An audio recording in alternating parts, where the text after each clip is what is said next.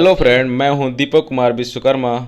आपका स्वागत करता हूं आपका अपना यूट्यूब चैनल टेक्निकल मेंटेनेंस में। आप इस वीडियो में जानेंगे ट्रांसफार्मर के बारे में कि ट्रांसफार्मर क्या है, ट्रांसफार्मर के कार्य और सिद्धांत और ट्रांसफार्मर के पार्ट के बारे में। तो आइए हम वीडियो को शुरू करते हैं।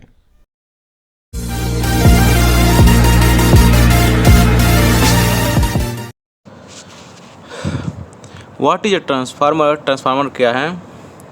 वर्किंग एंड प्रिंसिपल, कार्य और सिद्धांत। Kind of transformer and part, transformer के प्रकार और भाग। हेलो दोस्तों, ट्रांसफार्मर क्या है? हम इस वीडियो में जानेंगे कि ट्रांसफार्मर क्या है, ट्रांसफार्मर के कार्य और सिद्धांत। तो चलिए हम स्टार्ट करते हैं। ट्रांसफार्मर क्या है? ट्रांसफार्मर एक ऐसा विद्युत यंत्र है जो कि एसी सप्लाई की फ्रीक्वेंसी को बिना बदले उसे कम या ज़्यादा करने के लिए इस्तेमाल किया जाता है। इसका इस्तेमाल उन डीसी उपकरण पर किया जाता है जो कि एसी सप्लाई द्वारा चलाए जाते हैं, जैसा कि एम्पलीफायर, बैटरी चार्जर इत्यादि। इसलिए ट्रांसफार्मर का इस्तेमाल करके पहले एसी वोल्ट को 220 वोल्ट से 12 वोल्ट में बदला जाता है और फिर इसे रेक्टिफायर की मदद से एसी से डीसी में बदला जाता है। दूसरे शब्दों में, ट्रांसफार्मर एक ऐसा स्थिर विद्युत यंत्र है जो ऊर्जा की हानि किए बिना ही प्रत्यावर्ती वोल्टेज को कम या ज़्यादा कर सकता है। इसलिए वोल्टेज को प्रत्यावर्ती वोल्टेज कहते हैं। ट्रांसफार्मर का कार्य सिद्धांत। ट्रांसफार्मर म्यूचुअल इंडक्शन के सिद्धांत पर काम करता है और ट्रांसफार्मर में दो वाइंडिंग होती है, जिसमें से एक वाइंडिंग इलेक्ट्रोमोटिव फोर्स और दूसरी वाइंडिंग मैग्नेटिक फील्ड पर काम करती है।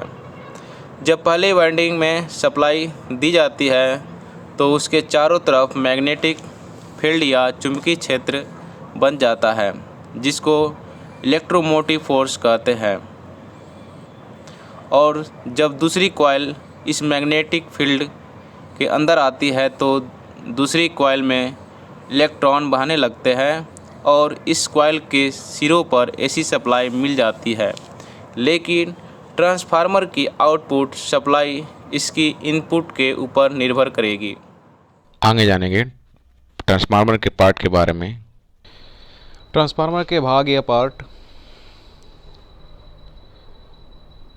कोर।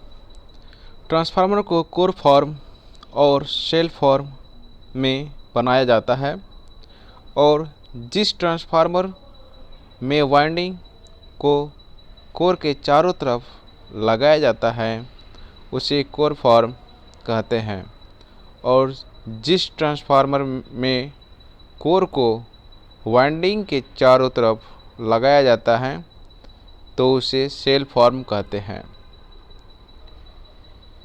ट्रांसफार्मर की कोर सिलिकॉन स्टील की पत्तियों द्वारा बनाई जाती है और यह कोर ट्रांसफार्मर में होने वाले आयरन और ईडी करंट लॉस को कम करने के लिए लगाई जाती है और इन पत्तियों की चौड़ाई 0.35 mm से 0.75 mm के बीच होती है। इन पत्तियों को आपस में वार्निश से जोड़ा जाता है। Coil winding. ट्रांसफार्मर की कॉइल ट्रांसफार्मर के इनपुट और आउटपुट तारों के साथ में जोड़ी जाती है। ट्रांसफार्मर में दो कॉइल लगी होती हैं जो कि एक इनपुट का कार्य करती है और एक आउटपुट का कार्य करती है। कॉइल को वाइंडिंग भी कहा जाता है। यह दो प्रकार की होती है, पहला प्राइमरी कॉइल और दूसरा सेकेंडरी कॉइल।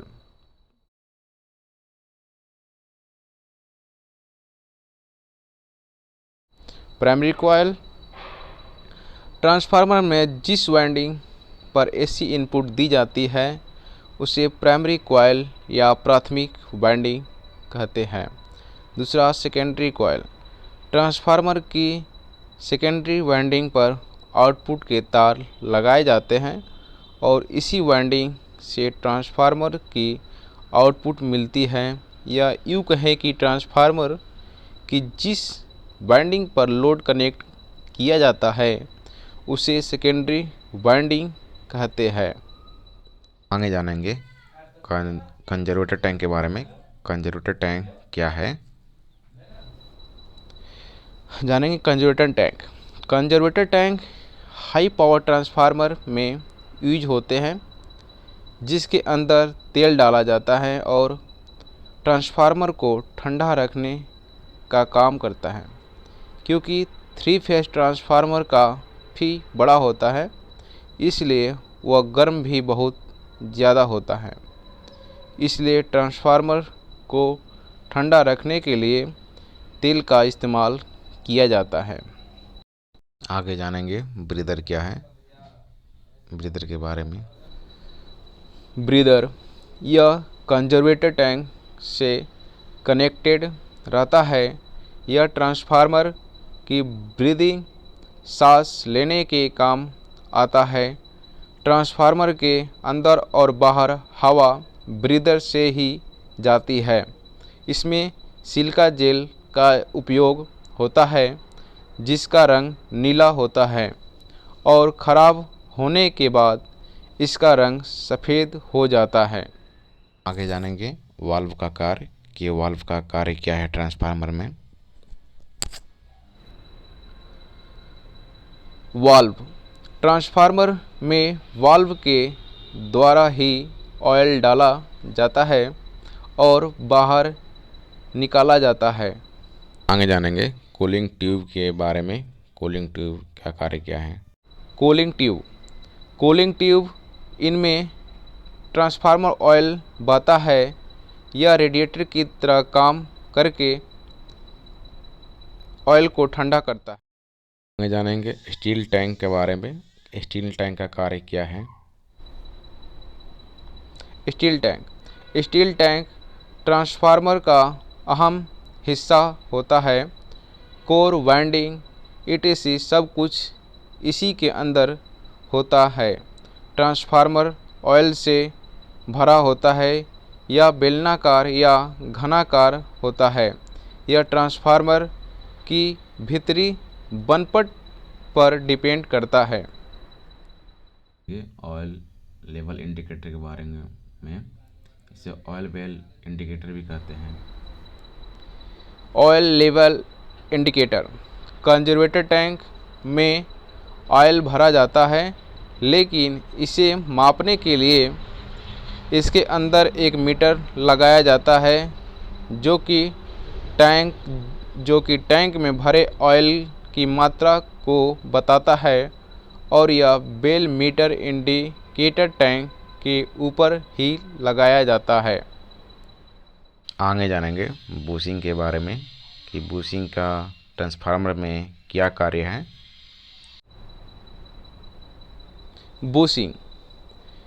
बूशिंग का इस्तेमाल ट्रांसफार्मर में लाइव कंडक्टर और ट्रांसफार्मर की बॉडी को इंसुलेट करने के लिए लगाया जाता है, और यह ट्रांसफार्मर के सभी टर्मिनल पर लगाया जाता है, और इसका इस्तेमाल 3 फेज ट्रांसफार्मर में ही किया जाता है। आगे जानेंगे रेडिएटर फैन के बारे में कि रेडिएटर फैन का कार्य ट्रांसफार्मर में क्या है।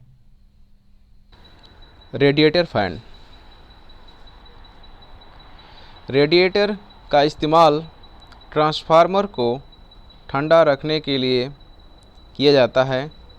जैसे गाड़ियों में भी गाड़ियों के इंजन को ठंडा रखने के लिए रेडिएटर का इस्तेमाल होता है, उसी प्रकार ट्रांसफार्मर में भी एक रेडिएटर लगाया जाता है, लेकिन यह रेडिएटर सिर्फ बड़े ट्रांसफार्मर में ही लगाया जाता है।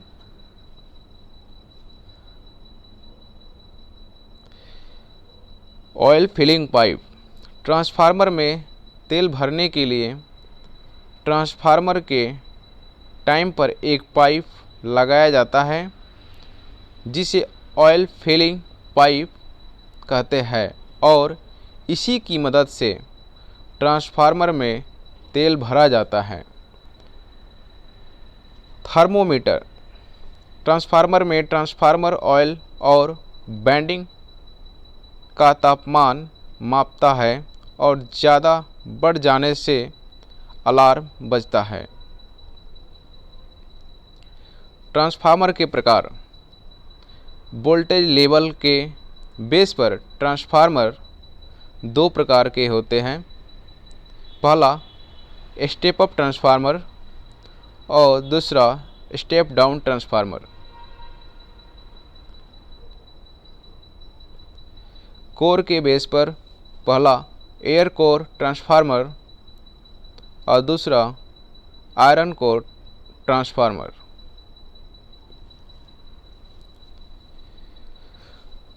यूज के बेस पर ट्रांसफार्मर पहला पावर ट्रांसफार्मर, दूसरा डिस्ट्रीब्यूशन ट्रांसफार्मर, तीसरा मेजरमेंट ट्रांसफार्मर, चौथा प्रोटेक्शन ट्रांसफार्मर।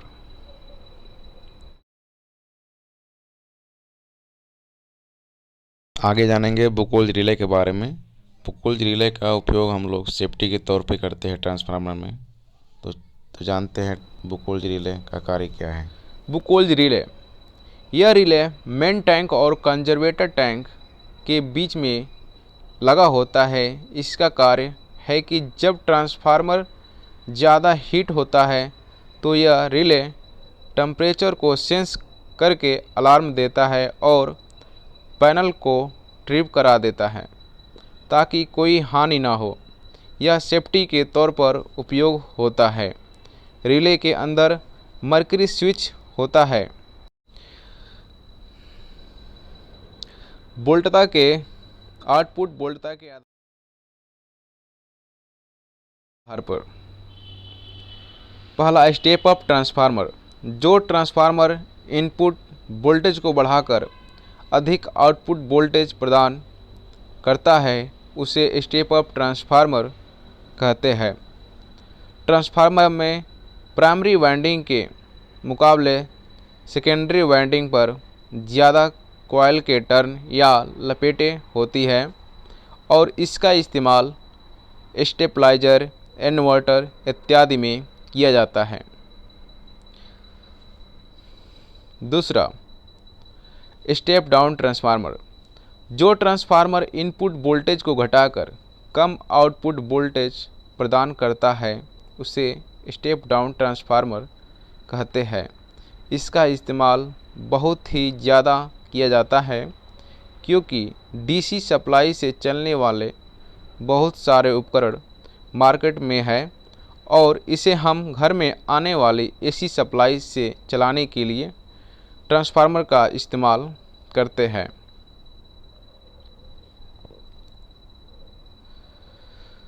कोर की संरचना के आधार पर ट्रांसफार्मर दो प्रकार के कोर टाइप और सेल टाइप ट्रांसफार्मर के बारे में जानेंगे।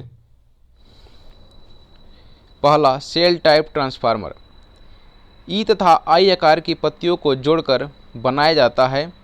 इसमें 3 लीफ पड़े होते हैं जिसमें से एक लीफ पर दोनों वाइंडिंग की जाती है। वाइंडिंग बीच वाले लीफ पर की जाती है जिसका क्षेत्र दोनों साइड वाले से 2 गुना होता है। कम वोल्टेज वाली वाइंडिंग को कोर के नज़दीक की जाती है और ज़्यादा वोल्टेज वाली वाइंडिंग कम वोल्टेज वाली वाइंडिंग के ऊपर की जाती है ताकि इंसुलेशन आसानी किया जा सके। इसमें मैग्नेटिक फ्लश के लिए 2 रास्ते होते हैं। इसे हम कम वोल्टेज के लिए यूज करते हैं। कोर टाइप ट्रांसफार्मर, यह ट्रांसफार्मर एल आकार सिलिकॉन स्टील की पत्तियों को इंसुलेट करके जोड़कर बनाया जाता है। इसकी बनावट आयताकार रूप में होती है। यह इसके 4 लीव होते हैं जिनमें से 2 आमने सामने वाले लीवों पर वाइंडिंग की जाती है। इसमें मैग्नेटिक फ्लक्स के लिए केवल एक ही रास्ता होता है। यह हाई वोल्टेज के लिए यूज किया जाता है।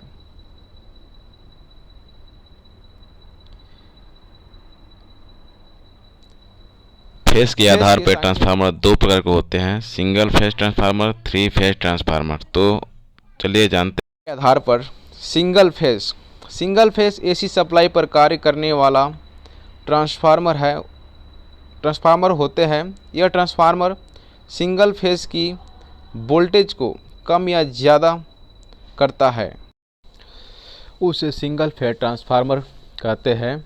इसमें दो वाइंडिंग होती है, प्राथमिक और द्वितीय वाइंडिंग। प्राथमिक वाइंडिंग में सिंगल फेस विद्युत सप्लाई दी जाती है और द्वितीय वाइंडिंग में सिंगल फेस विद्युत सप्लाई स्टेप डाउन या स्टेप अप के रूप में ली जाती है। दूसरा, three phase transformer. Three phase AC supply पर कार्य करने वाले ट्रांसफार्मर को थ्री फेस ट्रांसफार्मर कहते हैं। इसमें तीन प्राथमिक तथा तीन द्वितीयक वाइंडिंग होती है। यह सेल या कोर टाइप के होते हैं। इनका उपयोग 66, 110, 132, 220, 440 kVA स्टेप अप करके ट्रांसमिट करने के लिए किया जाता है। और डिस्ट्रीब्यूशन प्रणाली में जो ट्रांसफार्मर होते हैं वे थ्री फेस ट्रांसफार्मर होते हैं और आजकल थ्री फेस ट्रांसफार्मर का ही अधिक प्रयोग होता है। ट्रांसफार्मर की दक्षता क्या है? ट्रांसफार्मर की सेकेंडरी कॉइल को प्राप्त ऊर्जा और प्राथमिक कॉइल को दी ऊर्जा के अनुपात को ट्रांसफार्मर की दक्षता कहते हैं। यह अनुपात 100 होना चाहिए। तो आगे जानेंगे ट्रांसफार्मर की दक्षता क्या है, पर ऐसा नहीं होता।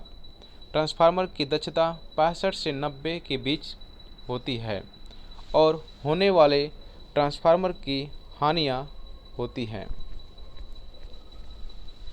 ट्रांसफार्मर में ऊर्जा लॉस।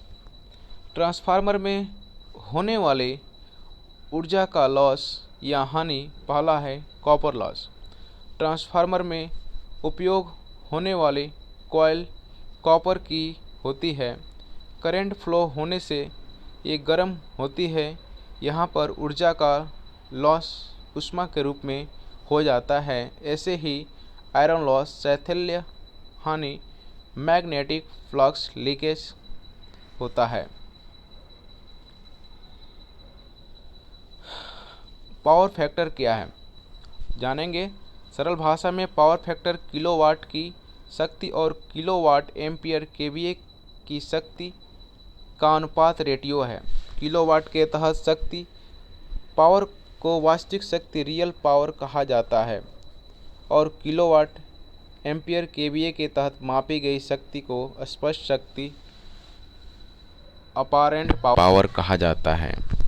ट्रांसफार्मर की सप्लाई से जोड़ने से पहले टेस्ट करें। ट्रांसफार्मर को सप्लाई से जोड़ने से पहले टेस्ट करें। अगर आप कहीं पर ट्रांसफार्मर का इस्तेमाल करना चाहते हैं, चाहे वो सिंगल फेज ट्रांसफार्मर हो या फिर थ्री फेज ट्रांसफार्मर हो, इसका कनेक्शन करने से पहले आपको कुछ बातों का ध्यान रखना बहुत ही ज़रूरी है ताकि आपका ट्रांसफार्मर सही तरह से काम करे और आपको किसी प्रकार की हानि ना हो।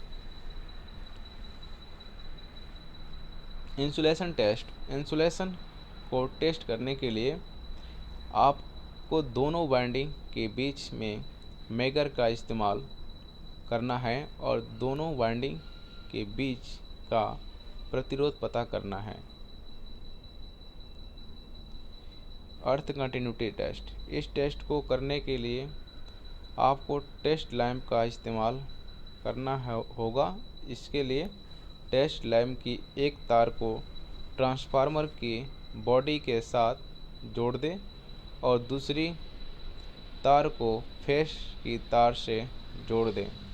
अगर लैंप जलता है तो इसका मतलब ट्रांसफार्मर की अर्थिंग बिल्कुल सही है, सही तरह से काम कर रही है।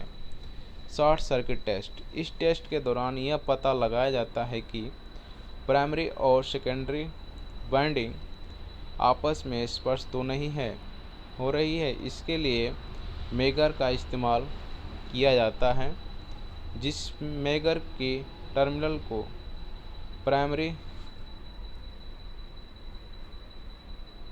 वाइंडिंग के सिरे से जोड़ते हैं तथा मेगर के दूसरे टर्मिनल को सेकेंडरी रीवाइंडिंग से जोड़ते हैं, और मेगर को घुमाने पर सुई 0 रीडिंग देती है तो दोनों वाइंडिंग आपस में शॉर्ट है। यदि सुई इन्फिनिटी पर है तो वाइंडिंग शॉर्ट नहीं है।